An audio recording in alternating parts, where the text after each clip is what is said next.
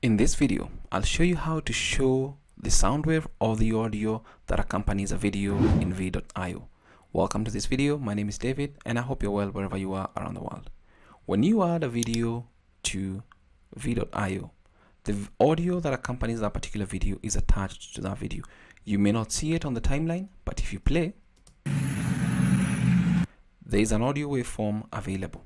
Now, the reason why this is done is probably to avoid moving about the video and actually changing the positioning and all that. But there are two ways you can show the sound wave, either by clicking on this, and this is the fastest, and once you click on that, you'll be able to see that this particular file has an audio. Uncheck that. You can also right click on the clip and then click on the audio and then show sound wave.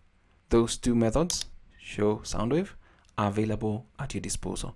And that is how you can show the sound wave or the audio that accompanies a video file in Veed.io. Thanks for watching.